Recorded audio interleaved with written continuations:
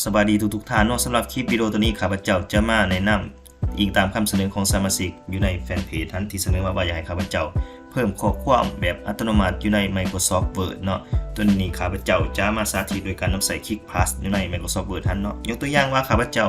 สิเพิ่มข้อความเนาะข้าพเจ้ากับพิมพ์แต่สาธารณะสมมุติว่าเนาะข้าพเจ้าก็กด Enter แล้วมันจะมีข้อความเต็มขึ้นมาเลยเป็นสาธารณรัฐประชาธิปไตยประชาชนลาวเนาะหรือว่าข้าพเจ้าสิ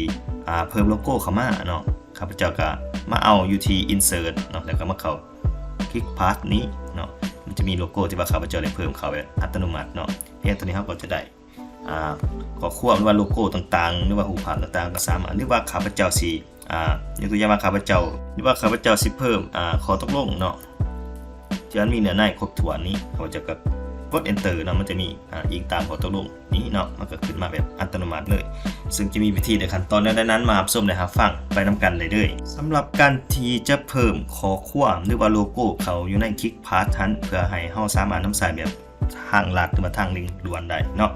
ให้ทานการเกี่ยมเนื้อในในการโลโก้ต่างๆที่ทานต้องการจะเพิ่มเขาหันเนาะสำหรับวิธีการเพิ่มข้าพเจ้าจะเพิ่มตัวที่ว่าเป็นเนื้อในนี่ก่อนเนาะข้าพเจ้าจะทาสีเนาะทาสีหลังจากนั้นเนี่ยทานเข้ามาที่ Insert เนาะเข้ามาที่ Insert หลังจากนั้นเข้ามาที่ Click Plus เนาะหลังจากนั้นเข้ามาที่Auto Text เนาะ Auto Text แล้วก็เลื่อนมาที่Save Selection เนาะแล้วมันจะมีหัวข้อที่ว่ามันกำหนดให้เราเลยเนาะสาธารณรัฐเนาะหลังจากนั้นถ้าหากว่าเราบ่ต้องการเปลี่ยนแปลงอย่างเราก็กดโอเคเลยเนาะ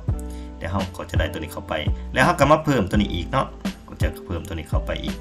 เข้ามาที่ Insert คือเก่าแล้วก็มาที่ Click Plus คือเก่าเนาะแล้วก็มาที่ Auto Text แล้วก็มาเพิ่มตัวนี้เนาะ Save as Selection นี่ตัวนี้เราก็มาเอาตามเรื่อยก็ได้เนาะอันนี้ข้าพเจ้าก็กดโอเคเนาะกดโอเคตัวนี้เราสามารถเพิ่มข้อความไปแล้วเนาะอันนี้วิธีการเพิ่มข้อความท่านสามารถไปเพิ่มตามจำนวนที่ท่านต้องการเข้าไปได้เนาะแล้วโลโก้นี้เนาะข้าพเจ้าก็มาเพิ่มสมมติว่าข้าพเจ้าสิเพิ่มโลโก้กาซาข้าพเจ้าคลิกใส่โลโก้กาซาหลังจากนั้นเข้ามาที่ Insert แล้วก็มาที่ Click Plus เก่าเนาะ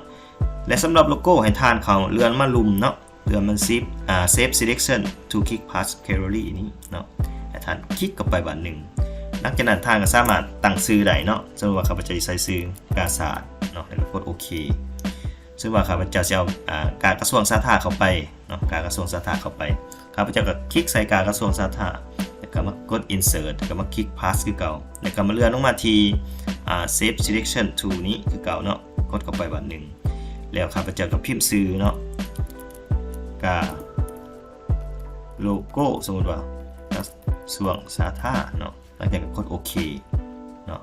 เพียงเท่านี้เราก็สามารถเพิ่มเข้าไปท่านมีโลโก้ลายทางการสามารถเพิ่มเข้าไปได้เลยเนาะวันนี้เราสิลองมาเบิ่งอยู่ใน Click Plus เอากับเขา Insert คือเก่าเนาะแล้วก็มาที่ Click Plus นะครับก็จะเห็นโลโก้แบบนี้ขึ้นมาเนาะวันนี้เราจะมานำใส่เนาะยกตัวอย่างว่าเราไปเปิดWord ขึ้นมาเนาะเปิด Word ขึ้นมาใหม่หลังจากที่ว่าเราเปิด Word ขึ้นมาใหม่เนาะเพียงแต่เราเข้ามาที่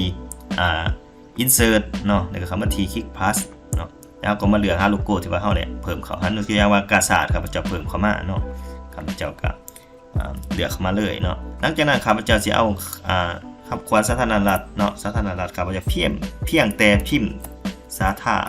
เนาะแล้วมันจะมีข้อความขึ้นมาแบบนี้เนาะเฮาก็สามารถกด Enter ได้เลย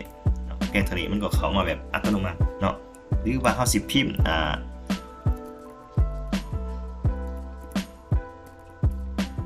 อิงตามเนาะเห็นป่ะมันก็คือข้อความมาหลังจากนั้นข้าพเจ้ากด Enter เนาะเพียงเท่านี้เขาก็ได้อิงตามข้อตกลงรัฐมนตรีกระทรวงสาธารณสุขเขาก็ได้แบบอัตโนมัติเลยเนาะอันนี้เป็นการเพิ่มข้อความแบบอัตโนมัติและการเพิ่มโลโก้แบบอัตโนมัติเนาะเจ้าถ้าหากท่านคิดว่าคลิปวิดีโอนี้มีประโยชน์เนาะขอรบกวนท่านช่วยกดถูกใจกดแชร์ใน2ทาง Facebook YouTube และ TikTok เนาะเพื่อให้ท่านอื่นได้รับรู้ได้เห็นวิธีการนำใส่ต่างๆเพื่อจะเอาคลิปวิดีโอนี้ไปหมุนใส่ในเวียงงานของท่านเพื่อให้มันมีความสะดวกขึ้นเนาะเจ้าเมื่อวันนี้เดี๋ยวขอขอบใจหลายๆเนาะที่ท่านได้เขียนรับฟังตั้งแต่ต้นจนจบเจ้าขอขอบใจ